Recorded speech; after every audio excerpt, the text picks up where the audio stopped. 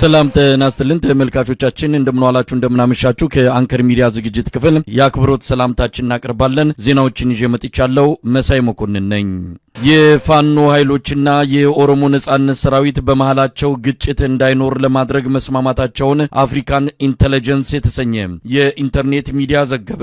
በስለላና ወታደራዊ ጉዳዮች ላይ የምርመራ ዘገባ በማቅረብ የሚታወቀው አፍሪካን ኢንተለጀንስ ሁለቱ ታጣቂ ኃይሎች ቀጥተኛ ባልሆነ ግንኙነት እርስ በርስ ላለመታኮስና አንዳቸው በአንዳቸው ላይ ጥቃት ላለመሰንዘር ከስምምነት ላይ መድረሳቸው ነው ሰሞኑን ባወጣው ዘገባ ያመለክተው። ከሳምንታት በፊት ሁለቱ ታጣቂ ኃይሎች መደበኛ ባልሆነ መልኩ የተኩስ አቁም ስምምነት እንዳደረጉ የገለጸው ዘገባው በሌሎች ጉዳዮች ላይ በዝርዝር የሚነጋገር የሁለቱ ወገኖች ተወካዮች በአሜሪካን እንደተገናኙም ጠቅሷል።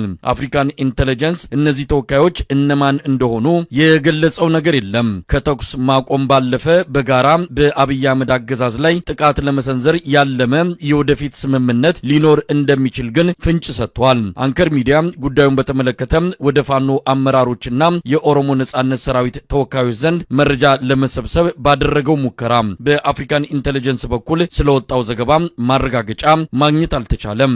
አንድ የፋኖ አመራር በኢትዮጵያ ውስጥ ከሚንቀሳቀስ ከየትኛውም የታጣቂ ቡድን ጋር መነጋገር እንዳለብን እናምናለን። አንዳንድ የተጀመሩ ጥረቶች አሉ።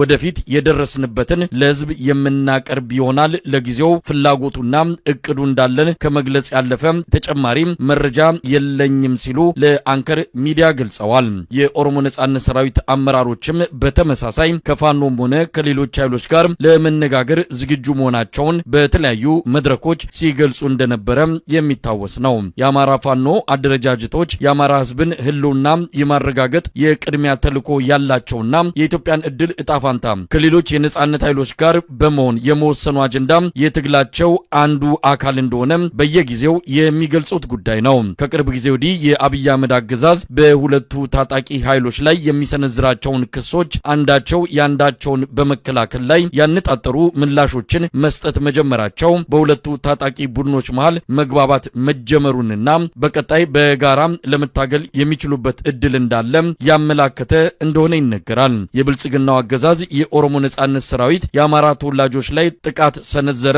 ዘረፋ ፈጸመ፣ አፍኖ ወሰደ የሚሉ ተከታታይ መረጃዎችን ሲያወጣ የፋኖ አመራሮች ይህንን የሚያደርገው የአብይ አህመድ መዋቅር ስር የሚገኘውና ቀጥተኛ ትዕዛዝ እየተሰጠው የሚሰማራው የአብይ አህመድ ሸኔ ነው በሚል በኦሮሞ ነጻነት ሰራዊት ላይ የሚቀርበውን ክስ የሚያጣጥል ምላሽ ሲሰጡ፣ በተመሳሳይ የፋኖ ኃይሎች በወለጋ የኦሮሞ ሰላማዊ ነዋሪዎች ላይ ግድያ ይፈጽማል በሚል የሚቀርበውን የአብይ አህመድ ውንጀላ ውድቅ በማድረግ በብልጽግና የተደራጁ በፋኖ ስም የሚንቀሳቀሱ የመንግስት ፋኖች ናቸው የሚል ምላሽ ከኦሮሞ ነጻነት ሰራዊት በኩል ሲሰጥ በተደጋጋሚ ተሰምቷል።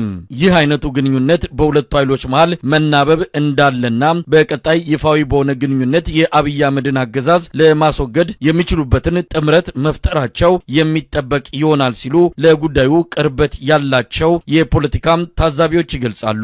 የአብይ አህመድ አገዛዝ የኦሮሞና የአማራ ጥምረት የስልጣን እድሜውን እንደሚያሳጥረው በመገንዘብ በየጊዜው በሁለቱ ማህበረሰቦች መሃል የግጭት አጀንዳዎችን የሚፈጥር ሲሆን ከየትኛውም ስጋት በላይ የሁለቱ ኃይሎች አንድነት የሚያሳስበው እንደሆነ ነው የሚነገረው። በአፍሪካን ኢንተለጀንስ በኩል የወጣው መረጃን በተመለከተ ከፋኖም ሆነ ከኦሮሞ ነጻነት ሰራዊት በኩል የተሰጠ ይፋዊ ማረጋገጫም ሆነ ማስተባበያ የለም። ጠቅለል አድርጌ አንዳንድ ክስተቶችን ላንሳና ጠቅለል ባለ መልኩ እንደው አገሪቱ ያለችበትን ነገር እንደው ካሳየ በሚል ነው። እንግዲህ ኢትዮጵያ ሰሞኑን በየቀኑ አጀንዳ የሚፈለፈልባት ሀገር ናት።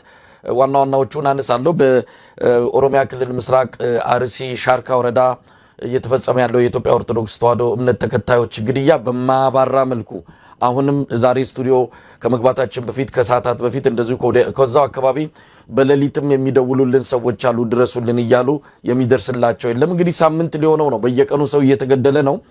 የአማራ ፋኖ ብሔራዊ ንቅናቄ መግለጫ ያወጣበት፣ የኦሮሞ ነጻነት ሰራዊት ኦላም እንደዚሁ ድርጊቱን ያወገዘበት፣ የኢትዮጵያ እስልምና ጉዳዮች መጅሊሱም በተመሳሳይ የኦሮሞ ፖለቲከኞች እውነት ለመናገር በፊት ለፊት መጥተው ጭምር ይህንን ድርጊት ያወገዙበት ሁኔታ ነው ያለው። ነገር ግን እስካሁን ከአብይ አህመድ አገዛዝ በኩል ስለ ሁኔታው የተሰጠ ያዘንም ይሁን የሌሎች ነገሮች ምንም ነገር የለም። ያው በአብይ አህመድ የተጠለፈው የኢትዮጵያ ሰብአዊ መብት ኮሚሽን እነማን እንኳን እንደሆኑ እውቅና ባልሰጠ መልኩ ነው ሪፖርቱን ያቀረበው።